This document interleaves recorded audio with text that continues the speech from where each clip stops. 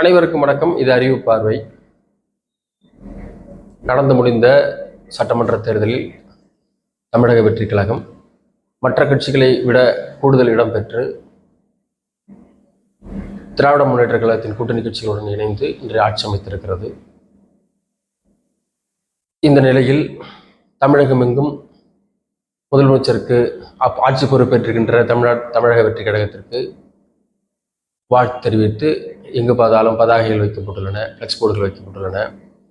அதில் பார்த்தால் யாருக்குமே வெளியிலே தன்னை தாவேக்கா என்று சொல்லி கொள்ளாதவர்கள் கூட இன்று தாவேக்காவோட ஆட்சி அமைத்ததுக்கு ஆதரித்து தன்னை ஒரு தாவேக்கா தொண்டர் என்றும் பொறுப்பில் உள்ளவர்கள் என்றும் தன்னை வெளிப்படுத்தி கொண்டிருக்கிறார்கள்.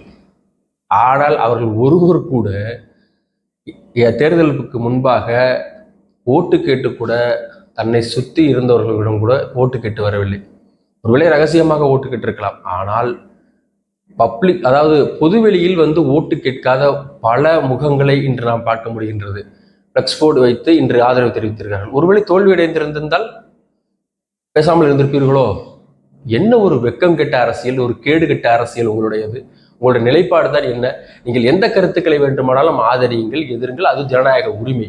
ஆனால் வெற்றி பெற்றவுடன் தன்னை தாவேக்கா என்று மாறுதட்டிக் கொள்வது மிக மிக கீழ்த்தரமான ஒரு மட்டமான அரசியலின் போக்கு என்பதை இங்கு நான் அழுத்தமாக பதிவு செய்ய விரும்புகிறேன். நன்றி.